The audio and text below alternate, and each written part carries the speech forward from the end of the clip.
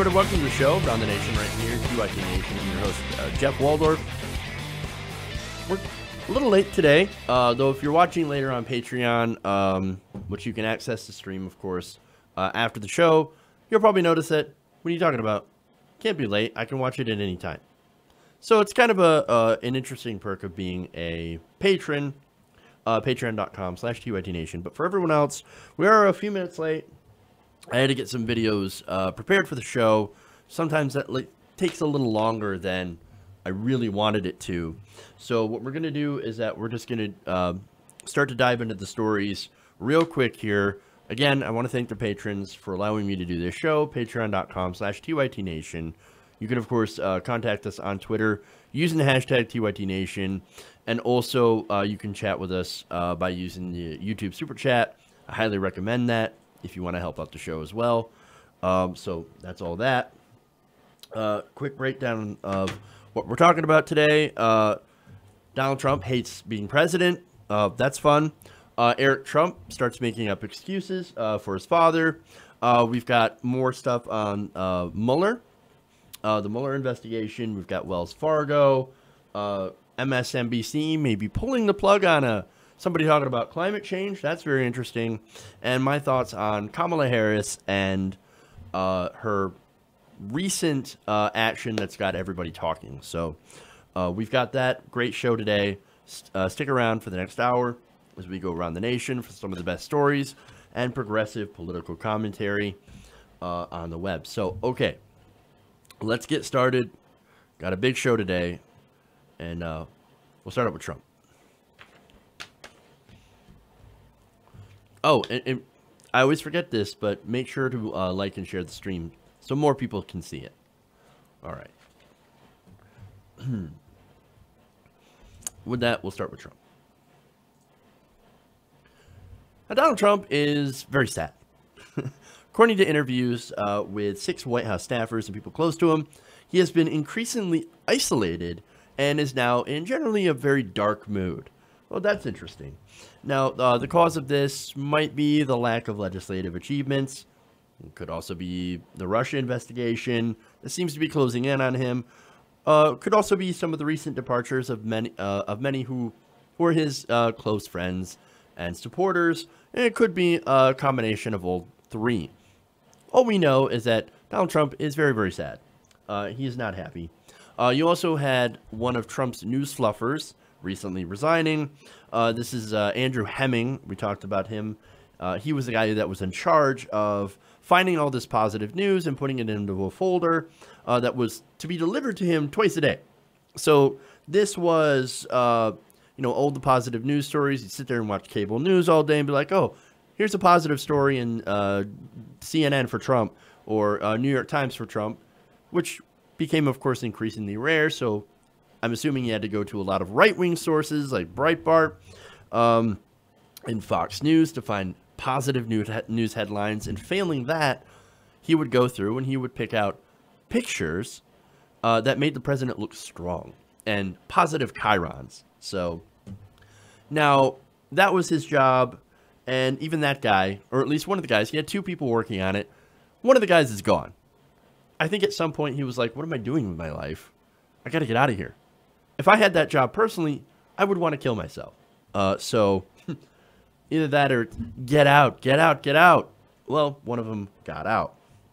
Now, you do have some of the staffers that are still left, but since Donald Trump has proven himself to be a paper tiger, there's no respect left in the White House, so nobody respects him. For example, I've got Rex Tillerson and Gary Cohn. They had come out and recently distanced themselves from the president in the wake of Charlottesville. You also had General Mattis. After President Trump signed this order about banning transgender people, Mattis comes out and says, you know what, actually, I don't think we're going to do that. After all, I'm not done with my study yet.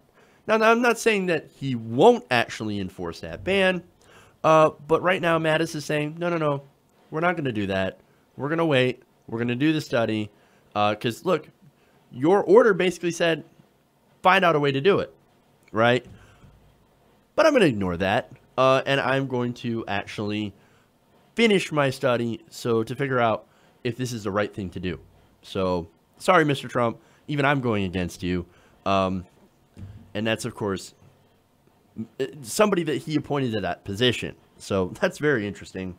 And look, with all of this open defiance against Trump in the White House, well, that's got him very upset, very isolated. Now, according to a source, one of these sources that spoke to Politico, he said, of that, I think that cuts him to the quick. But he knows he can't afford to push anyone out. Now, this specifically refers to, of course, Gary Cohn and Rex Tillerson. So he's like, yeah, the guys came out and they openly rebuked him on his statements to Charlottesville. Trump would fire him, but he knows he can't. Well, why can't he? Well, it turns out he's got no one that is willing to replace them.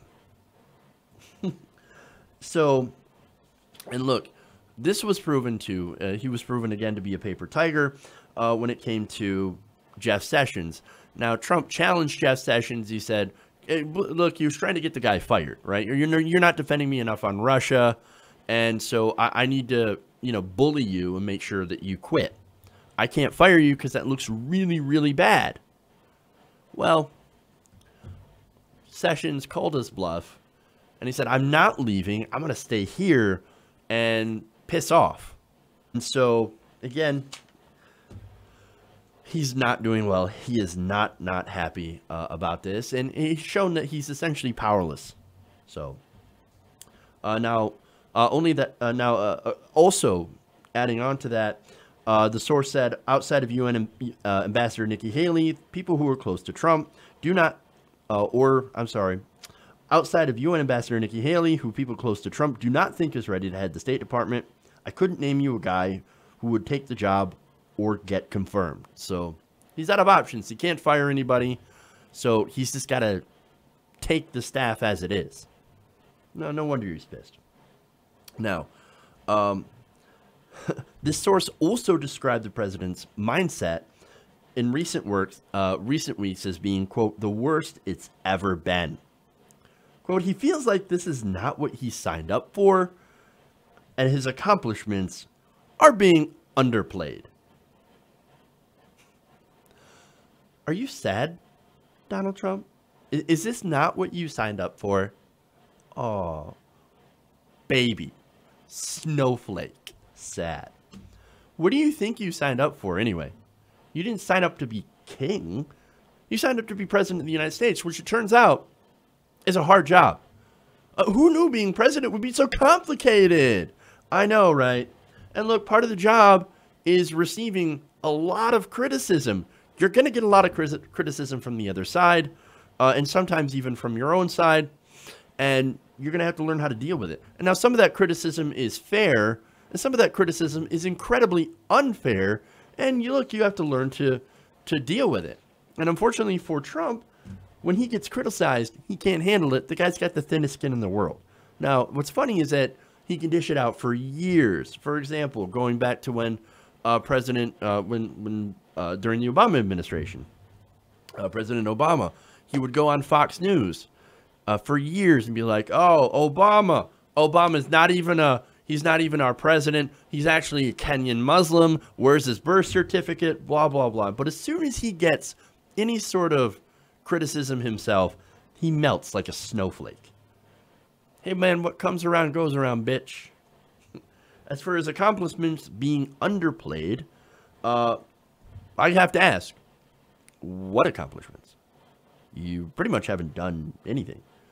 Now, look, he did sign a whole bunch of executive orders that have rolled back some regulations and things like that that are, of course, helping to destroy the environment, any progress on climate change, and that is unfortunate, especially considering the damage that Harvey had just recently caused. But hey, look, those don't count. Why? Because you can sign an executive order that doesn't take skill, that doesn't take negotiation. That all you have to do is be like, I signed this executive order. That's it. You actually, in order to have something accomplished, you actually have to work through Congress. And that's something that he's shown that he's completely unable to do. I mean, Did he work with Congress to repeal the ACA? No, he did not. Will he do tax reform? Maybe. I mean, look, you've got a lot of Democrats and a lot of Republicans, I should say the corporate Democrats, that do want to cut taxes for the rich. So this should be a slam dunk. This should be a layup. But at the same time, repealing the ACA should have also been a slam dunk. He could have been able to do that. But this is Trump. He can bungle anything. There is no limit to what this guy can fuck up. He has the shit touch. So, but of course, you ask him, oh, it's never my fault. It's always somebody else. It's the media. It's the Democrats. Everybody's being so mean to me. What a fucking snowflake. Now, this is the best part of this interview. The source added, quote, he just looks around and says, when is this going to get better? Look, I know I shouldn't be laughing because this is somebody who's obviously not having a good time, not exactly getting what he wanted out of this presidency thing. But look, man, he kind of deserves it. Yes, it is super sad. Yes, he is a super sad person. But like I said, what comes around, or what goes around comes around, man. And look, the thing is, he wants a safe space from the Mueller investigation. He wants to get away from the Russia stuff. He wants to get some achievements, but it's not going to happen with that current style and with his policies that are actually super, super unpopular. So, and look, the mean press is not going to stop hurting your feelings. Okay, they're going to go after you because that's kind of what they do. They have to keep the president in check. So, and like I said, sometimes it can be fair. Sometimes the criticism can be absolutely unfair. But you can't get a safe space from that, from all criticism. Okay? Now, speaking of safe spaces, and the Mueller investigation, depending on how that turns out, he may get a very, very safe space rather soon. But as far as feeling bad for him, I don't feel bad for him. He's getting exactly what he asked for and exactly what he deserves.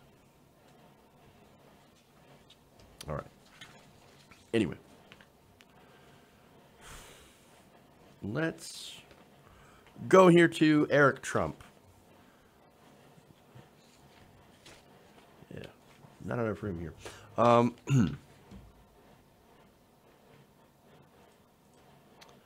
Now, before I get into the next story, I do... Oops. Want to look here. And just give a shout out to Patrick Seguin, who says, Jeff, you do a wonderful show, sir. Thank you so much, Patrick. And $20 from Nicholas Miller through the super chat. So it just says MX. You can send a message, but thank you so much, Nicholas and Patrick. I appreciate you guys. You're awesome. All right. So let's continue here with Eric Trump. Now, Donald Trump, he's not happy being president. Leaks from the White House show him as being very, very isolated in a constant dark mood. He's very melancholy, right? Now, one source in the White House said he feels like this is not what he signed up for and that his accomplishments are being very underplayed. And that he reportedly looks around and asks, when is this going to get better? So, very sad president, baby. Okay. Now, Eric Trump, he's going to go on the Joe Pag show. And he's going to talk about how it's everybody else's fault that they're so mean to him. And that Trump, he's fine. He just has to ignore that criticism. Okay. Now, let me show you or have you listen to some of that interview, and then we'll break it down. Listen, Joe, no matter what we do, we're going to get hit. I mean, we get hit each and every day. You know, I'm on the board of St. Jude Children's Hospital. I've raised $20 million for the hospital, or, I've pledged $20 million, raised, nearly that for the hospital. And, I get killed for, raising money for dying children. I mean, there's no universals out there that should be sacred. Politics is nasty. It's the nastiest business I've ever seen. I mean, just, the evilness and the hatred in that world is unlike anything I could have ever fathomed before. And no matter what he does, they're going to hit him on it, and they're going to go after him. And it's the swamp, and it's the corrupt system, and it's the evilness of this game, and it's the special interest, and it's everything else. Okay, so let me stop here, right? Now, I agree that politics is fucking dirty, right? Super, super dirty. I say it all the time. But I also think it's very ironic that Eric is bitching about people being so mean to him and his family and his father when his father did exactly the same thing to other people. Went after Obama, again, questioning whether he's actually an American, or not to mention all the other horrible things he said against other people, whether it be, again, like I said, Barack Obama, Hillary Clinton, or anybody else is, calling that model Miss Piggy, Miss America. I mean, he says some horrible shit to lots of different people. Again, it's kind of funny that that Eric's coming back and saying, oh my God, people are just so mean. They're so mean. Hey, you know what? If you don't want to get dirty with politics, then don't play in the swamp. I'm just saying. And don't start hurling shit if you're not prepared to get shit hurled at you. See, that's the thing. That's the problem with Trump. This guy is used to hurling shit all day at people and only ever getting praise for it. Now he's in the real world. Now we've popped his bubble, okay? And he does not like this at all. And neither do the rest of the Trumps. Now, Eric, he's going to continue, and he's going to start, of course, blaming the media.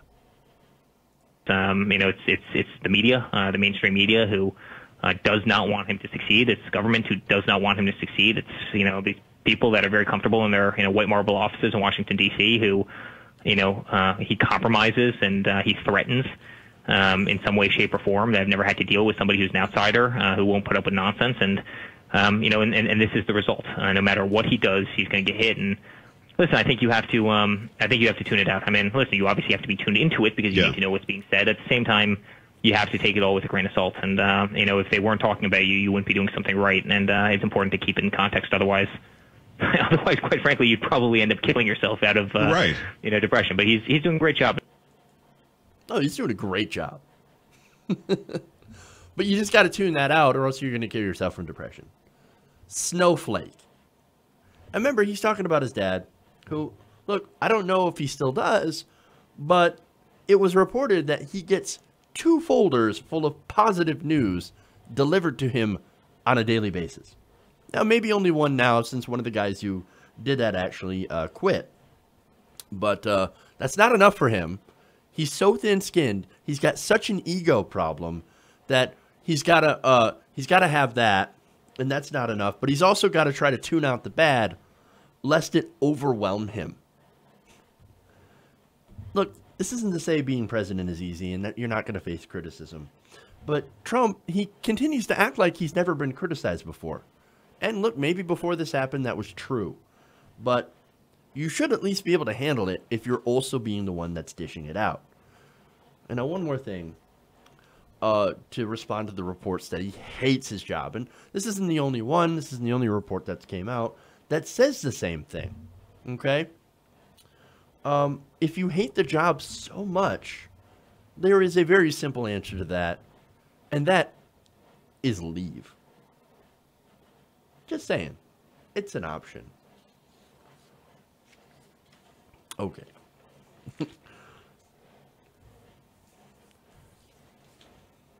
So let's move on here. Before I move on to the next story, again, I want to give another shout out to Nicholas Miller for another super chat. Thank you so much, man. Definitely appreciate it. Another $20 super chat. So you guys are awesome. Thank you so much. It goes to help the show. So thank you. Thank you, thank you, thank you. I can't thank you guys enough. You're amazing. All right. So let's move on to Robert Mueller.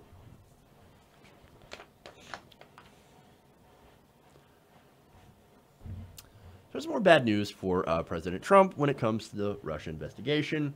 Politico is now reporting that Special Counsel Robert Mueller is now joining forces with New York Attorney General Eric Schneiderman to investigate possible financial crimes by Trump's former campaign manager, Paul Manafort. Now, I'll explain how this goes into the Russia investigation and Donald Trump. But first, they write, and this is they're citing people that are familiar with the matter. Political rights. In recent weeks, Mueller and Schneiderman's teams had been communicating frequently and sharing information, including evidence of possible money laundering. Oh, look at that. Now, the partnership, the publication noted, could give Mueller leverage to push Manafort to cooperate with his team's broader investigation into the Trump campaign's ties with Russia, and whether or not they had a deal to help Trump with the election, which would, of course, violate campaign finance laws. Now, what's important here, and why it's important that Schneiderman is now on the team, is that if they find any sort of money laundering, if they any sort of criminal element of Manafort, that he had actually done anything in the state of New York, the president can't pardon him from that. Okay, you cannot be pardoned through from the president for a state-based crime. So if Schneiderman, as I said, finds out that Manafort has broken any state law through money laundering for Russian oligarchs, through some certain real estate deals in New York, which happens to be fairly common, Trump cannot pardon him. And that pressure will cause Manafort to basically try and look for a deal with the investigators. So that's what they're looking for. So this is very, very interesting. Now, Trump, of course, he hates this investigation. He's afraid of what they're going to uncover, okay, if there is anything. So he's been trying to take preemptive action. The Washington Post reported back in July that Trump's lawyers were looking into Mueller's potential conflict of interest and exploring the president's power to grant pardons to Aid's family and himself as a means of undermining the Justice Department's investigation. And it turns out that, like I said, if Schneiderman finds something, finds that he did something illegal in New York, Trump can't pardon that, and that's of course going to get his Manafort's to testify against Trump if there is a crime. Now, another thing here is that, like I said, Trump is trying to stop this investigation. Well, you have Republicans on his side that are also trying to stop this investigation, and it shows how much they're getting desperate. Now, this is Republican Ron DeSantis, who's introduced an amendment to a funding bill that would defund the investigation, the Mueller investigation, after 180 days. Now, he was recently on Fox News to talk about this amendment, and, well, here's what they said. Is it time to end the Russia investigation? One Republican congressman says yes, and soon. He's proposing legislation to kill the special counsel Robert Mueller's probe into the presidential's ties to Russia 6 months after it passes. It seems reasonable. Here to explain his new measure is Florida GOP Congressman, member of the House Oversight Committee of Government Reform, Ron DeSantis. Congressman, 6 months is enough. Plus, you had James Comey investigating prior to this. Where's this proposal going? Well, Brian, what we want to do is say very clearly, we don't want to fund fishing expeditions. And when the Deputy Attorney General appointed Mueller, he issued an order that did not identify a crime. He identified a counterintelligence investigation that Comey had been conducting. So you're in a situation where you don't have any limit, you don't have any scope. And what happens is with a special counsel, it's not like a normal prosecutor where you have all these other cases you got to worry about. This is all you're doing. And so if you don't have an obvious evidence of a crime, your incentive is to just find something. And so my amendment basically says, look, this thing needs to be limited to the campaign and Russia, and it needs to have an end date. If you haven't produced evidence of a crime after almost 2 years of investigating, because Comey investigated for a year before Mueller was appointed, then at some point we have to move on with the American people's business. Rosenstein seems to be a gift to Democrats and anti-Trumpers that just want to see this president not be successful. The way this was written seems criminal. Seems criminal, the way that this entire thing was written. This is your fair and balanced channel, by the way. No, this is all for anti-Trumpers to go try and stop him. And we also don't want to fund fishing expeditions, by the way. No, really. I got one word for these motherfuckers. Benghazi.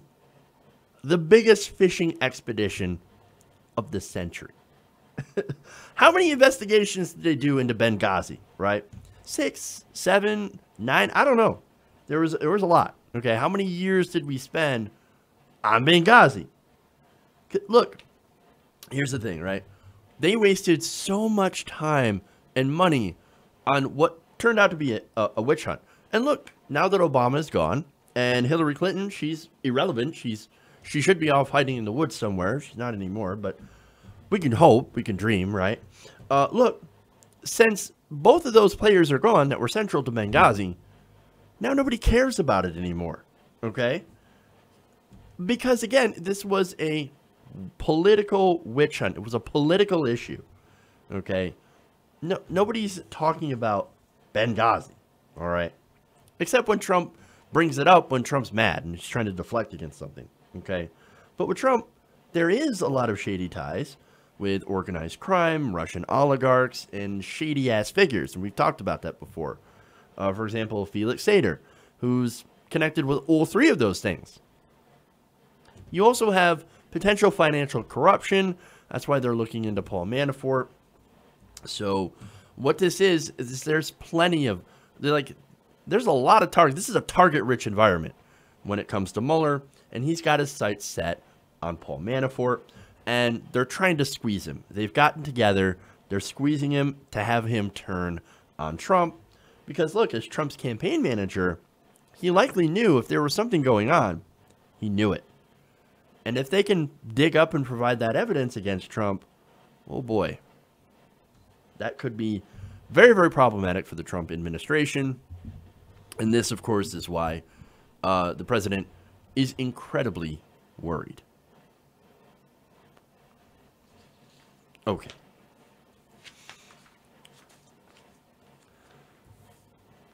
Let's see. So let's switch from Trump news to other stuff. We've got financial news here. Wells Fargo.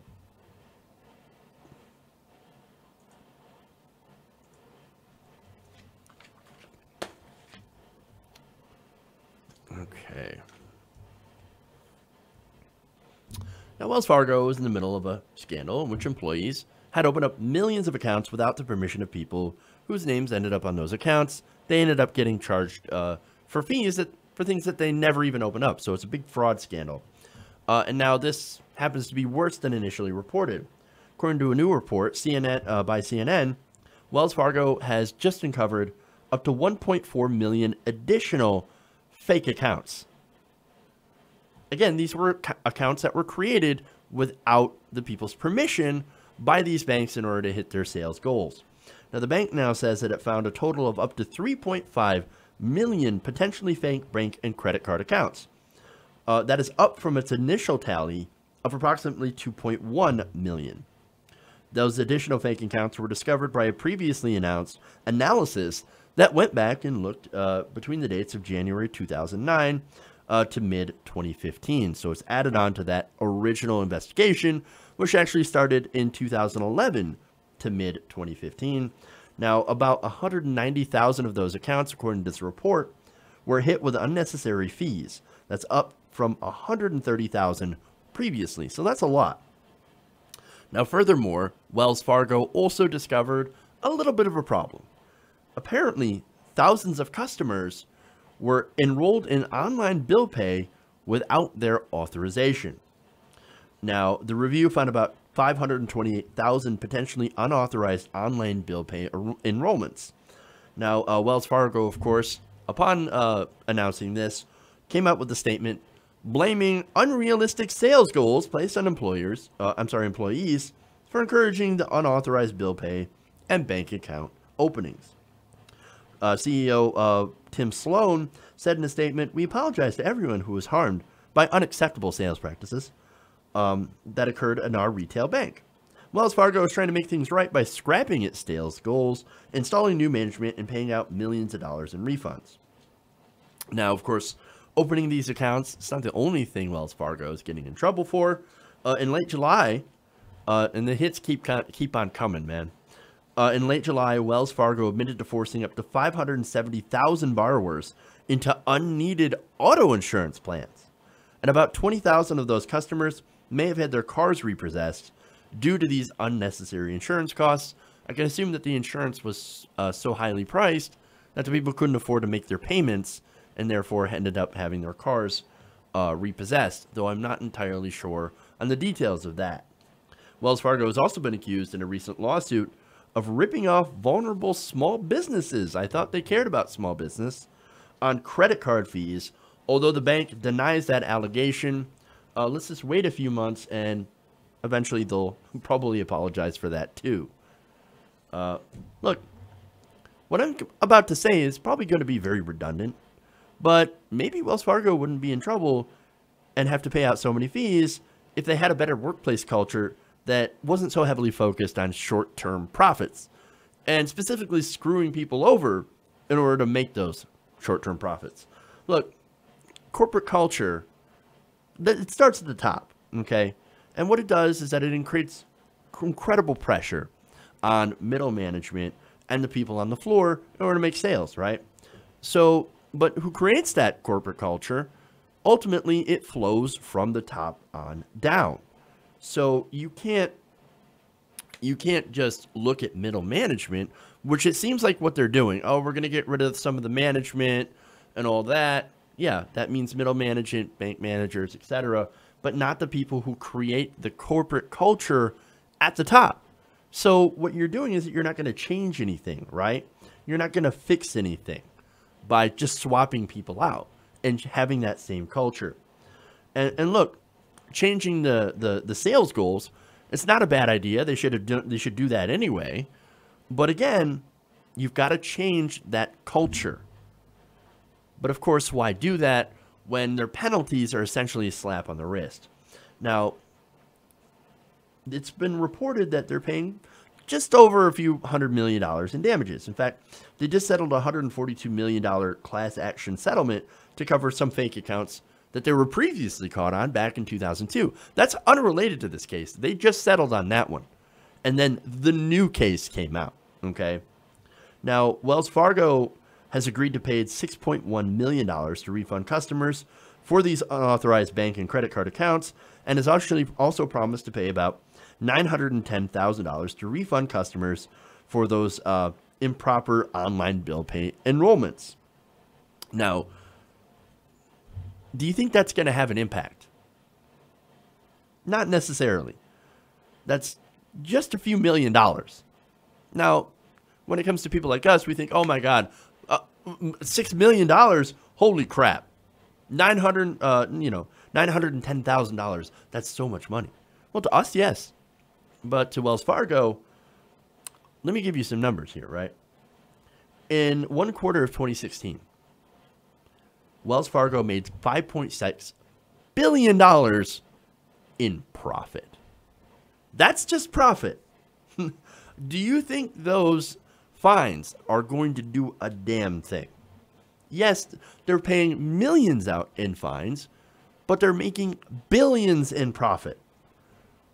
Wells Fargo, that's not going to change. None of these banks will actually change unless there are fines big enough to put you out of business. And I know that seems harsh.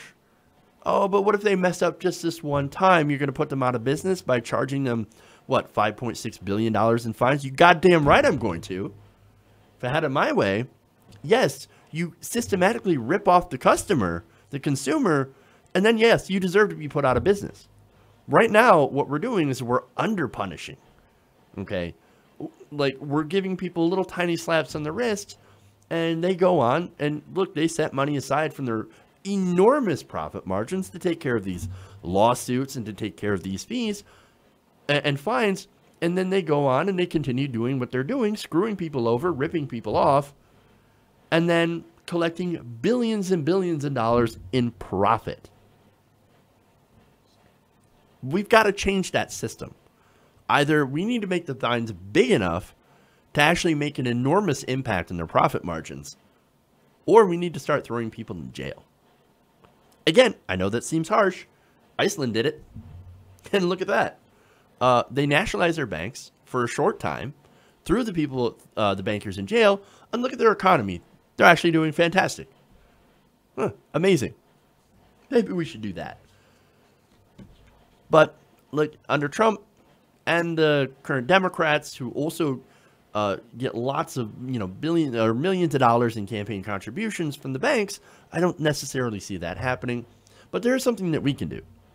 We can hurt their profit margin by not banking with them. You take all of our money out of the banks and put it somewhere else. Put it in a credit union. Put it in, any other place that actually, is a good business. Take it out of Wells Fargo. De-bank.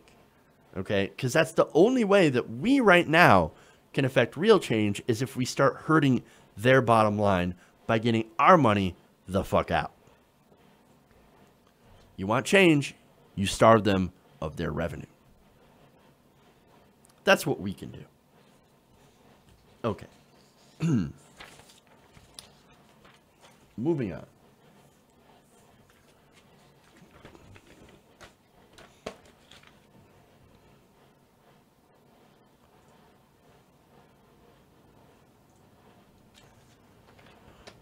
It's a rather disturbing story.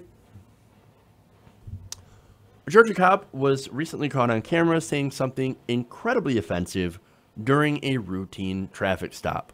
Well, thank goodness nobody died. So at least I have to throw that out there. That's a rather low bar. Now, WSB TV Atlanta is now reporting that dashboard camera footage it obtained through an open records request shows Cobb County Police Lieutenant Greg Abbott trying to get a woman to pull out her license and registration. Now, that's not a problem. That's a routine traffic stop. That's how it works. The problem is he said something super offensive. Now, it started when Officer Abbott pulled a sedan over for a DUI stop. Now, the woman, who was a white woman, appeared to be afraid of removing her hands from the wheel because of the fact that there have been a lot of incidents involving unarmed people of color being shot and killed during these routine traffic stops. In fact, the woman told the officer, "I've just seen way too many videos of cops." That's when the Officer Abbott reportedly said, and you can check out the dash cam video. I will have a link to that in the description of this video, so I suggest you watch it. I can't play it due to copyright reasons. Reportedly, Officer Abbott said, "You're not black. Remember, we only kill black people. We only kill black people, right?" And now, I guess that was supposed to be sarcastic, but Jesus Christ. No, he also said, quote, "All the videos you've seen, have you seen black people getting killed?" And she had responded, "Right, yes, yeah." Holy shit, man. That is not what you say. What a disaster. Now, Abbott, of course, was placed on administrative leave late last week after the department was made aware of this video. Abbott's attorney tells WSB-TV that his client was, quote, trying to clearly ease a tense situation and get the driver to comply with his commands. He was attempting to de-escalate a situation involving an uncooperative passenger. In context, his comments were clearly aimed at attempting to gain compliance by using the passenger's own statements and reasoning to avoid making an arrest. Yeah, but still, we only kill black people? How is that supposed to make anyone feel better? Look, even if you're a white person and your cop pulls you over and says, "Don't worry, we only shoot black people, so you're going to be okay."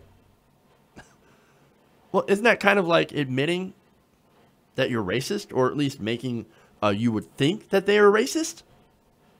How would that make you feel better unless you're a racist? Doesn't exactly inspire confidence in regular people. Now, again, I don't know this guy. I'm not necessarily calling him a racist. I can't say that definitively. But why would somebody say that if they're not a racist? It's just very curious. I mean, how does it even cross your mind? It's very, very confusing. I don't quite understand. Is that the first thing that pops in your head? "Oh, don't worry, we don't shoot black people. You worried about getting shot? Well, we don't shoot white people like you." What is this? Now, thankfully, he has been placed on leave, as I said. And there's another good sign here, is that Cobb County Police Chief Mike Register basically came out and said, there are some things that should not be said by police officers, regardless of the context or the situation. Quote, no matter what context it was said, it should not have been said. But again, I have to stress that another good piece of news is that nobody died. Again, super low bar, but nonetheless, I have to mention that nobody died. So the question is, though, should he be fired? That's maybe a tough one for some people. I want to say yes personally, but at the same time, again, nobody was harmed, not in this case. But this does make me wonder how this officer might treat people of color during traffic stops. And I don't know. I just don't have enough information about this officer to make that judgment, that assessment. Okay? So now the International Association of Chiefs of Police recently did give the Cobb County Department high ranks for community relations, although they said it did show signs of discrimination and bias. So, look, I'm torn on this issue. As far as I know, like I said, he didn't kill anybody. We know so far he hasn't mistreated anybody. At least nothing has come out yet. So, I don't know. I'm going to kind of withhold judgment on this one. But if I were to make the decision right now, put me in charge of his fate, and I will say, okay, make him apologize, dock him pay, give him desk work, okay, take him off active duty, and think about maybe reinstating him later, depending this investigation. Now, if they find out anything in his past, gone, right? But add in some sensitivity training maybe, and that might be a good punishment for saying something incredibly stupid. But again, this is based on what I know. And if I learn anything else, this could definitely change. Now, some of you might agree, some of you might disagree, but I'm going to put out the question to you guys. Do you think this officer should lose his job? Let me know in the comments. Okay.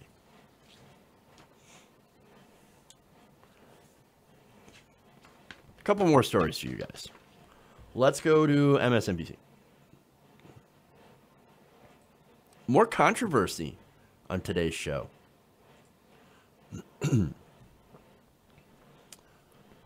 So here we have a case of possible media censorship. Now, so let me put this in context here.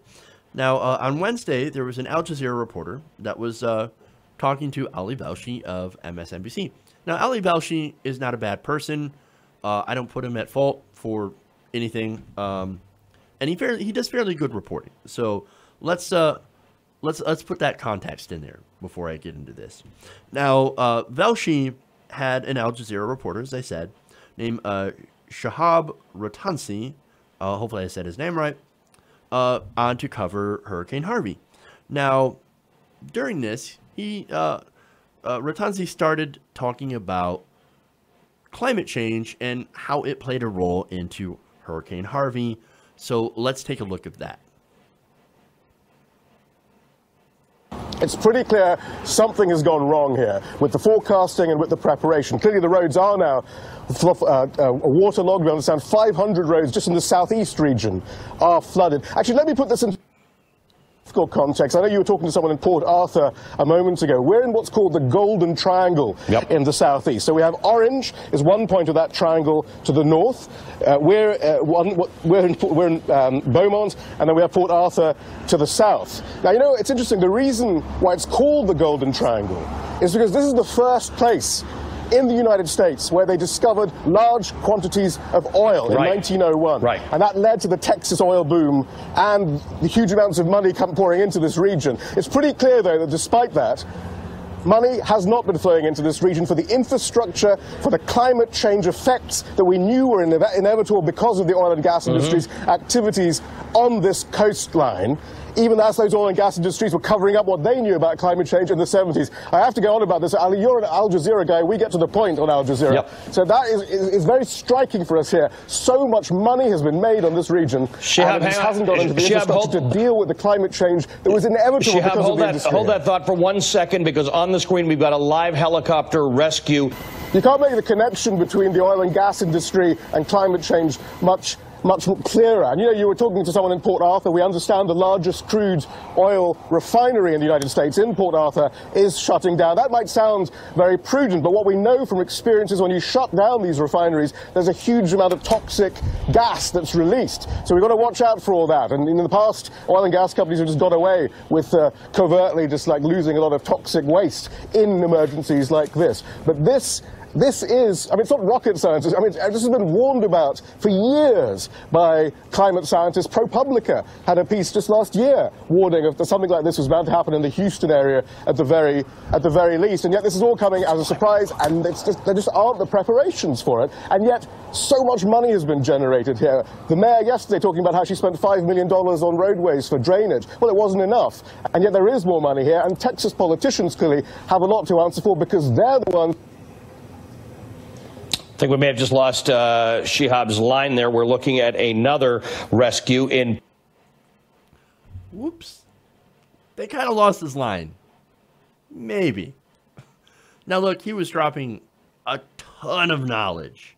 And, again, I'm not blaming Ali Velshi, especially because he had to go to a live rescue that happened in the middle of the video. And we kind of cut that part out. To get to the rest of it. It's a long clip, so check it out. But very interesting, though.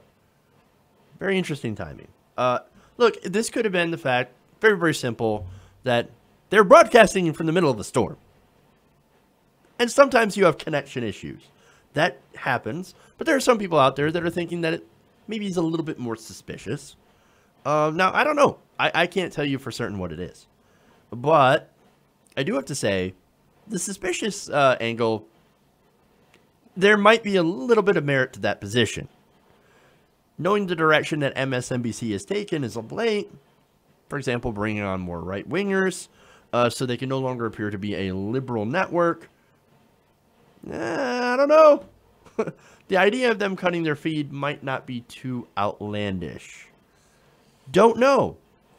Especially when, again, he starts going after the oil companies in Texas and the Texas politicians.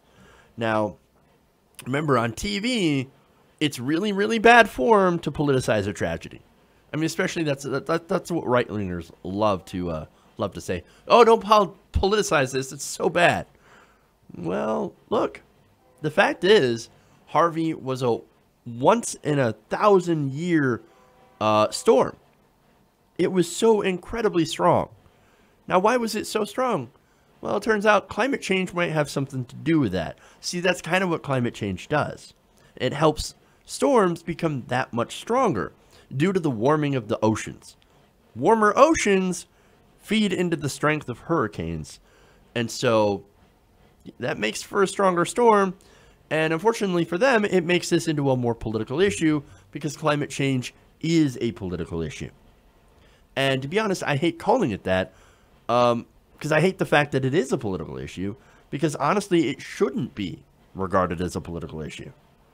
This should be a global responsibility that we need to be doing something about, lest Harvey type superstorms become the norm or even start to get worse. So, but at MSNBC, like I said, we've had a rightward corporate shift. Now, I'm assuming that because of that shift, there are certain people there that might not want to make this storm political because of their sponsors, their corporate sponsors and their donors. Again, they're owned by Comcast, big corporation, and they have holdings, of course, in oil and gas.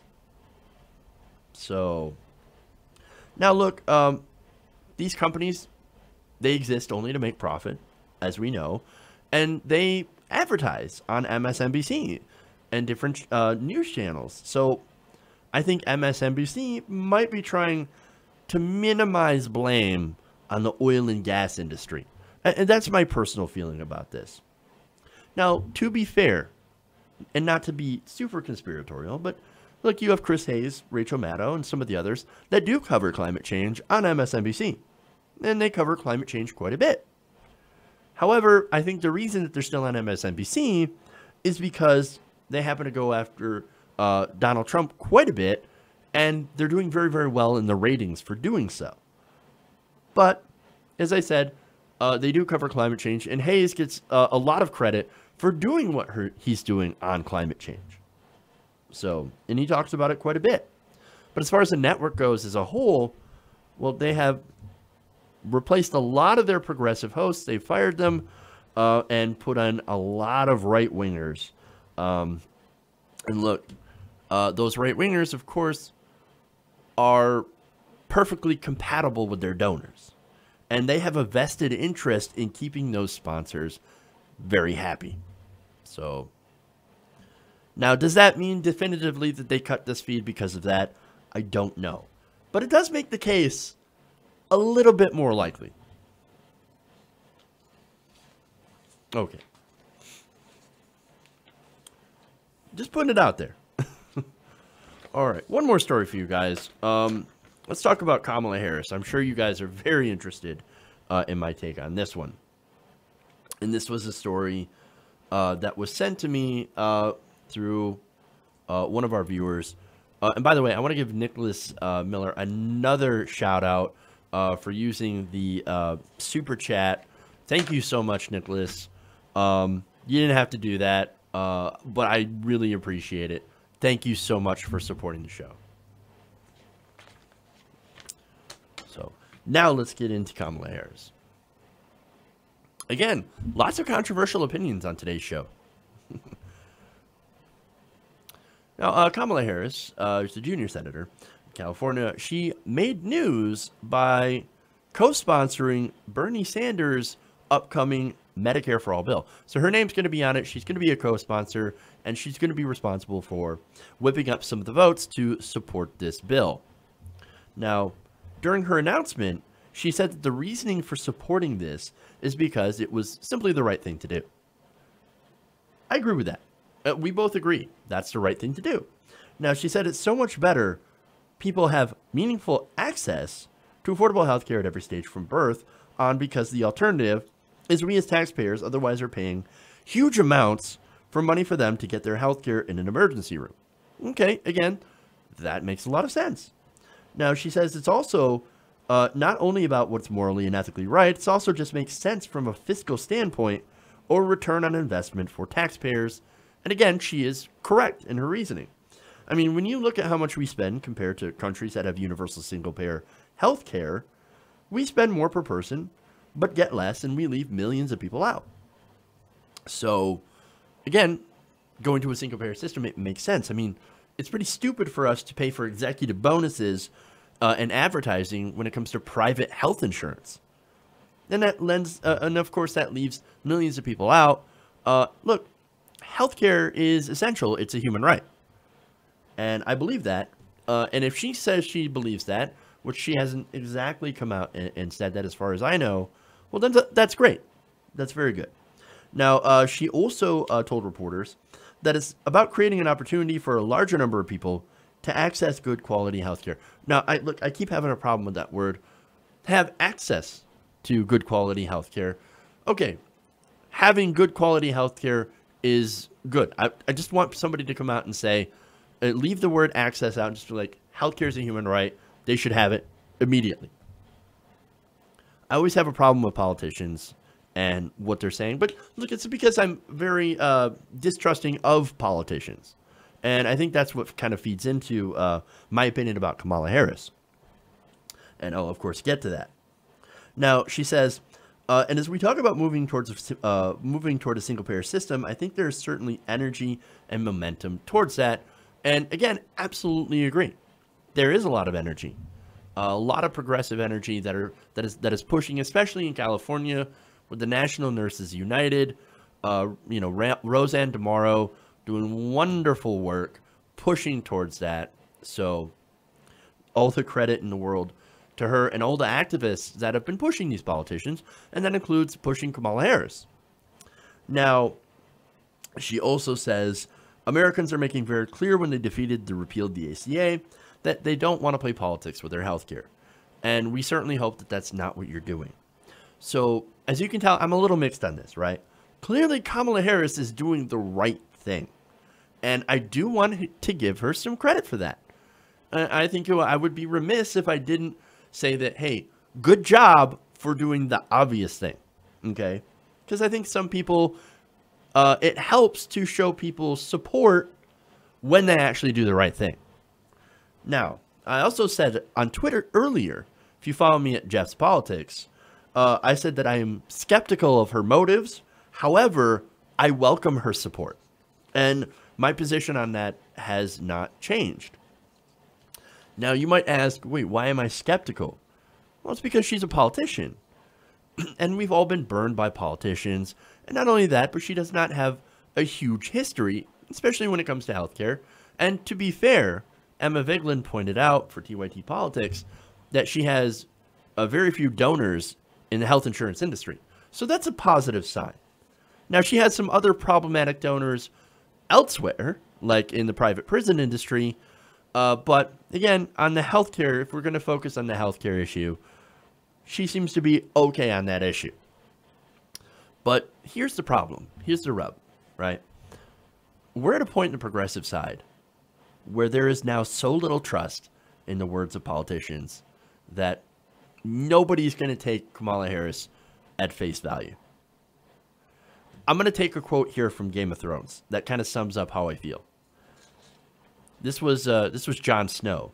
He said, when enough people make false promises, words stop meaning anything, and there are no more answers, only better and better lies.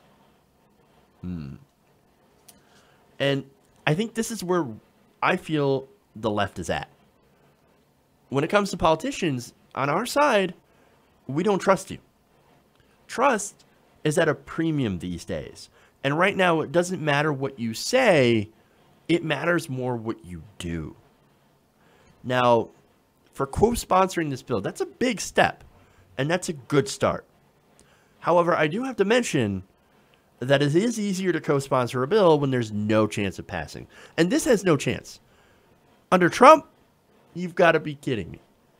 No, what the real challenge will be is to have her keep this same position and to have enough pressure on Kamala Harris to keep this position going forward.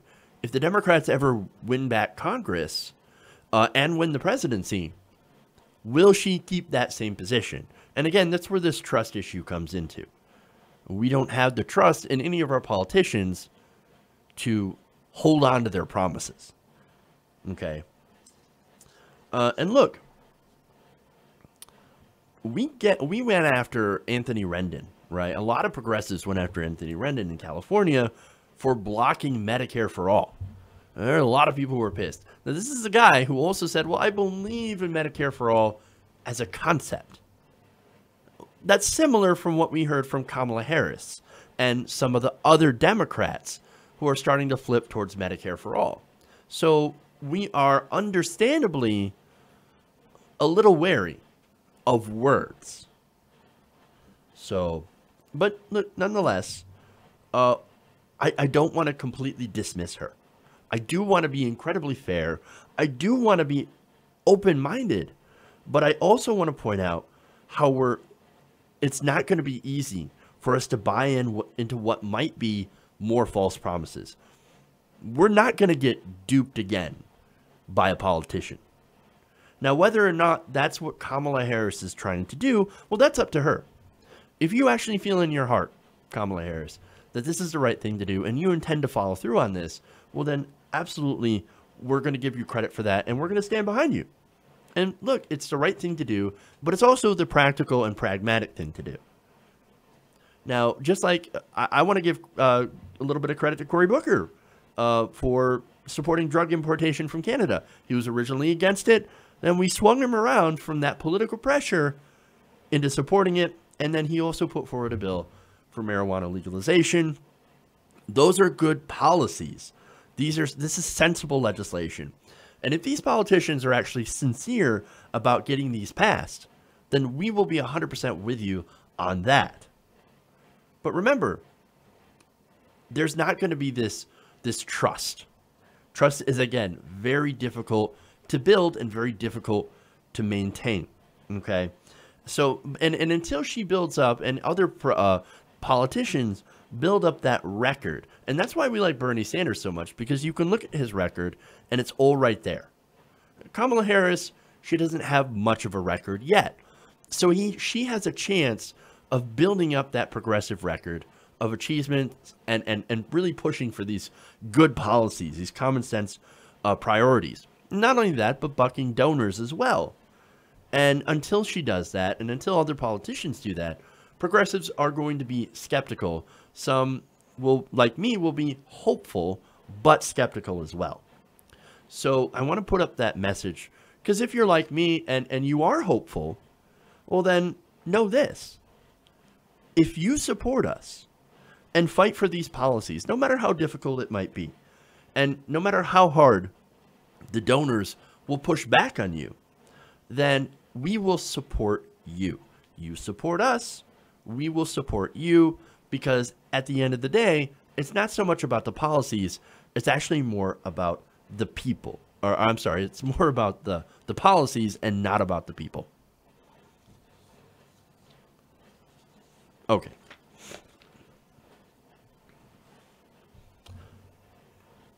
That's it. That's all I've got for you guys today. We'll have a great Friday show for you tomorrow, so make sure to tune in for that.